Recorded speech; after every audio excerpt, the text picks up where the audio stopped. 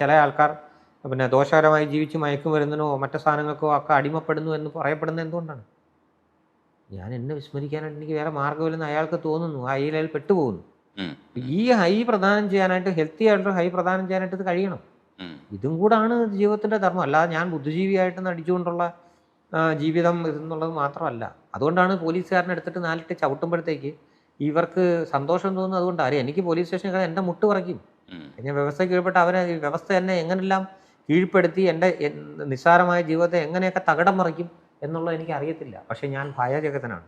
അപ്പോഴത്തേക്കാണ് ഒരു നായകൻ പോലീസ് സ്റ്റേഷനിലേക്ക് കയറി ചെല്ലുന്നു എന്ന് പറയുന്നത് തന്നെ നായകത്വമാണ് ഈ കാലഘട്ടത്തിൽ പോലും.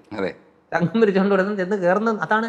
എല്ലാ കാലത്തും സിനിമകളിലും ഈ സാധനങ്ങളിലും നായകൻ സിനിമയുമായി ഇതായിട്ട് ബന്ധപ്പെട്ട് നിൽക്കുന്നതും, ഒരാൾ ചങ്കും പറിച്ചുകൊണ്ട് നായകൻ സിനിമ ഇതിലേക്ക് കയറുമ്പോൾ എന്നെ കൊണ്ടത് ആവുക എന്ന് പറഞ്ഞാൽ പിൻ ചിന്തയില്ലാത്ത ഒരാൾ ചെന്ന് കയറുന്നു.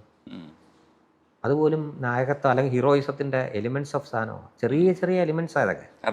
അപ്പൊ ഇതൊക്കെ കൊണ്ടാണ് ആൾക്കാർ ഇതേ കൈയടിക്കുന്നത്, സാധാരണ മനുഷ്യർ. അപ്പൊ അതൊന്നും പാടില്ല എന്നും അല്ലെങ്കിൽ റിയലിസമാണ് ജീവിതം എന്ന് നമുക്ക് പറയാൻ പറ്റത്തില്ല. ഫിക്ഷനാണ്.